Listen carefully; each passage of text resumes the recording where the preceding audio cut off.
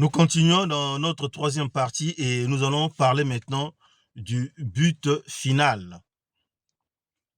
Le but final de cet enseignement ou de la résurrection du Seigneur Jésus-Christ. Donc nous allons parler des événements de la fin.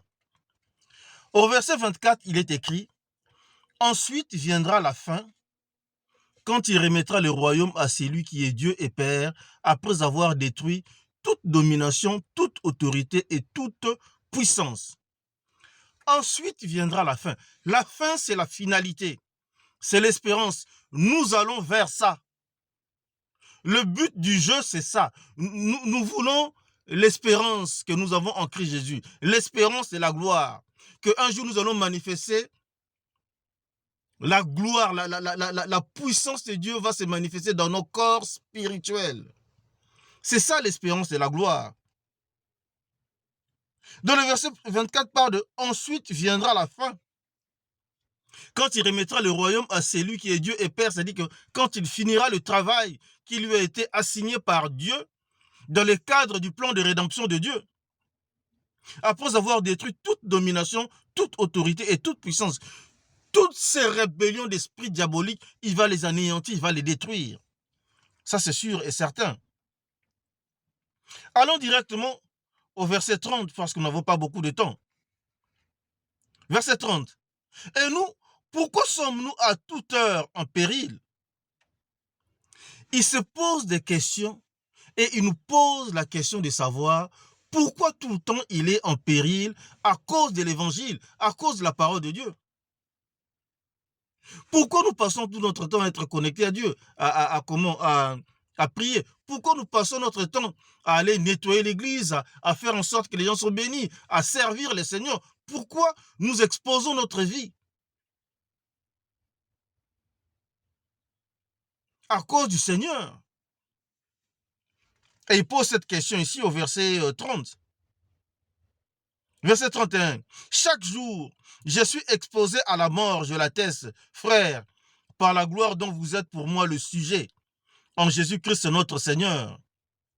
Si c'est dans des vues humaines que j'ai combattu contre les bêtes à Éphèse, quel avantage m'en revient-il si les morts ne ressuscitent pas? Il explique, je vous ai déjà enseigné, lorsque je vous ai parlé des femmes prophétesses d'Éphèse. C'est vrai, lorsque vous parlez de Diane d'Éphèse, lorsque vous parlez des esprits qui agissent dans certains milieux, dans certains pays, dans certaines religions, mais vous pensez que ce sont des petites bêtes, des petits esprits, mais ce sont des monstres spirituels.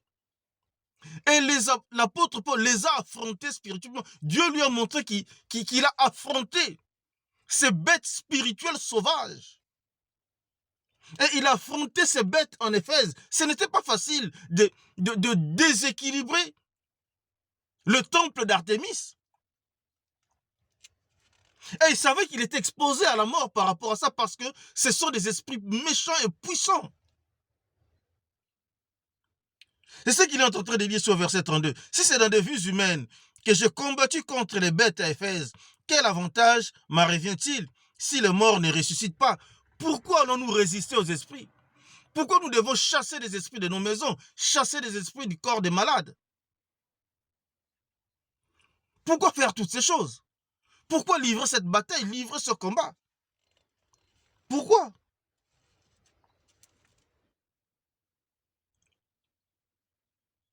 Verset 32. Si c'est dans des vues humaines que j'ai combattu contre les bêtes Éphèse, quel avantage m'en revient-il si le mort ne ressuscite pas? Et regardez comment ce verset finit. Mangeons et buvons, car demain nous mourrons. Il dit maintenant, alors allons maintenant vers la thèse des fausses théories, des faux enseignements qui racontent que mangeons et buvons, car demain nous allons mourir, et puis c'est la fin. On ne vit qu'une seule fois. Verset 35. Mais quelqu'un dira, comment les morts ressuscitent-ils? Maintenant, il rentre dans les sujets profonds. Vous qui vous posez la question, mais comment ça va se passer? Mais quelqu'un dira, comment les morts ressuscitent-ils? Et avec quel corps reviennent-ils? Bon, les gens sont morts. La Bible dit que tu es poussière, tu retourneras à la poussière. Il y a des gens qui sont morts depuis des générations et des générations, des siècles et des siècles. On ne retrouvera même plus les os. Mais comment ils vont revenir? Peut-être on a vu dans des films que, par exemple, le clip de Michael Jackson, on a vu des zombies. Des gens qui étaient morts, mais qui n'étaient pas complètement putréfiés, qui revenaient en train de baver, avec des bras qui tombaient. Mais vous rigolez. On ne ressuscitera pas comme ça. Maintenant, il va commencer à expliquer comment ça va se faire. Et pour les gens qui vont être vivants, et pour les gens qui sont déjà morts depuis longtemps. Verset 37. 36, pardon. Insensé, ce que tu sèmes ne répand point vie s'il ne meurt. Vous ne pouvez pas passer à la résurrection si votre corps ne meurt pas. C'est pour ça que la transformation des gens qui seront vivants sera la mort du corps physique pour aboutir à un corps spirituel. Je ne peux pas vous l'expliquer, mais parce que c'est une science spirituelle. Mon entendement, mon imagination, mon intellect, mon intelligence ne peut pas comprendre les sciences spirituelles. Je ne peux pas comprendre comment est-ce qu'à partir de l'atome primitif, Dieu a créé la création. Mais ce sont des sciences spirituelles. Aucun scientifique, aucun astrophysicien ne comprendra toutes ces choses. Parce que ce sont des sciences spirituelles. Nous comprenons ces choses lorsque nous serons des esprits. Alors la Bible dit que nous comprendrons comme nous avons été compris. C'est ça la vérité. Et verset 37, « Et ce que tu sèmes, ce n'est pas le corps qui naîtra. C'est un simple grain de blé, peut-être, ou de quelque autre sémence. Puis Dieu lui donne un corps comme il lui plaît. Et à chaque sémence, il donne un corps qui lui est propre. » Donc les gens qui sont sémés corps physique, ils vont ressusciter corps spirituel. Ils n'auront plus besoin de leur chair, de leurs os. Non. Leur âme va se réveiller et sera dotée d'un corps spirituel tel que Adam et Ève ils étaient au début, et encore mieux, tel que le Seigneur Jésus-Christ est aujourd'hui.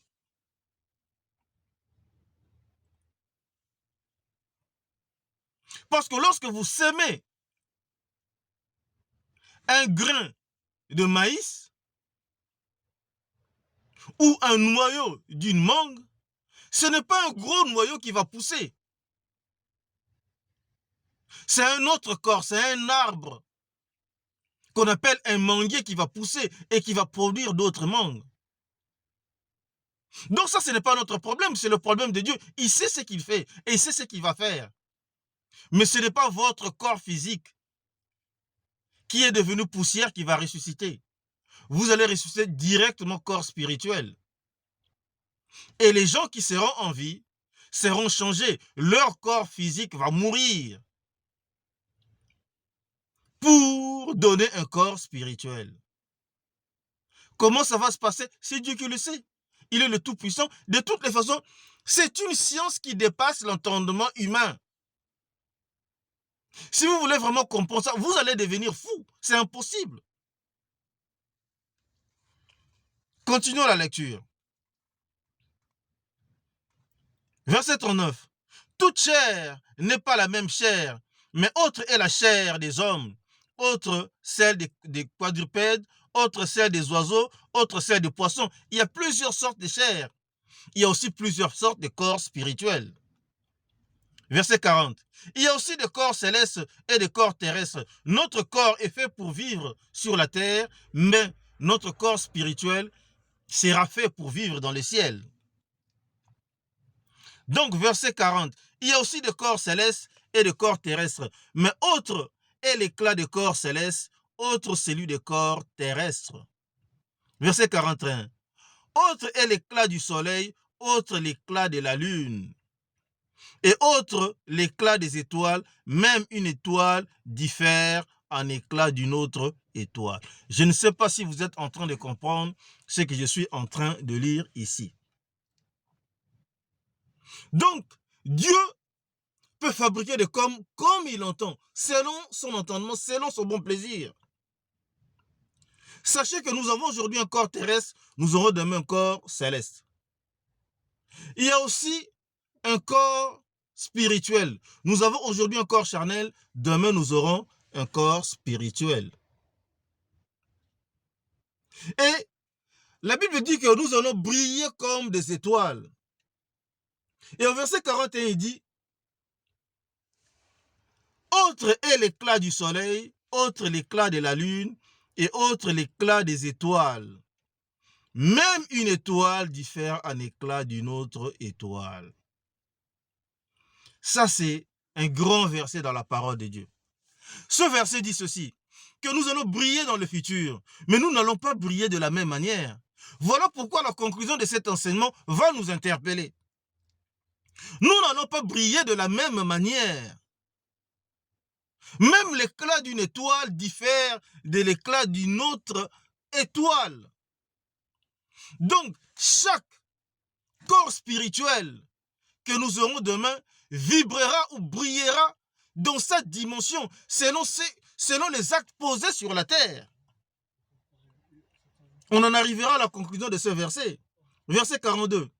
Ainsi en est-il de la résurrection des morts. Ainsi en est-il de la résurrection des morts. Le corps est semé corruptible, il ressuscite incorruptible. Le corps est semé corruptible, il ressuscite incorruptible. Il est semé méprisable, il ressuscite glorieux. Il est semé infirme, il ressuscite plein de force. C'est-à-dire que lorsque vous étiez mort, vous étiez malade, vous étiez infirme, vous aviez des problèmes physiques, des limites physiques, mais votre corps spirituel n'a pas tous ces problèmes. Des problèmes cardiaques, des problèmes de diabète, le problème de cancer, des problèmes d'infirmité, des problèmes de cécité, des problèmes d'audition. Mais non, vous n'en avez pas dans votre corps spirituel. Verset 42. Ainsi en est-il de la résurrection des morts. Le corps est semé corruptible, il ressuscite incorruptible. Il est semé méprisable, il ressuscite glorieux. Il est semé infirme, il ressuscite plein de force. Il est semé corps animal, il ressuscite corps spirituel. Notre corps, c'est un corps animal. Mais la Bible dit qu'il ressuscitera un corps spirituel.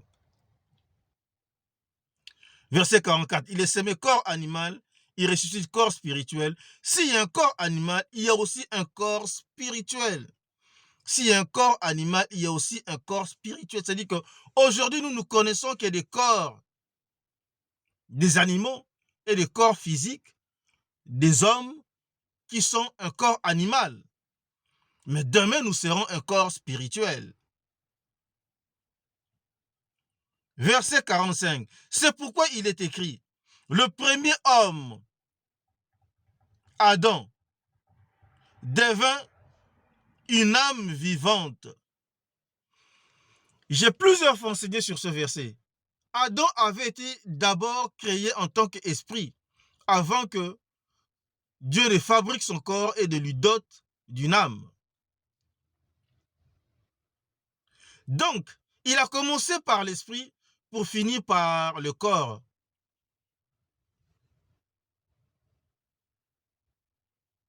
Le même verset 45 poursuit. Le dernier Adam, donc le Seigneur Jésus-Christ, est devenu un esprit vivifiant. Il est né chair, il fut crucifié et lorsqu'il fut ressuscité, il est ressuscité en tant qu'un esprit vivifiant.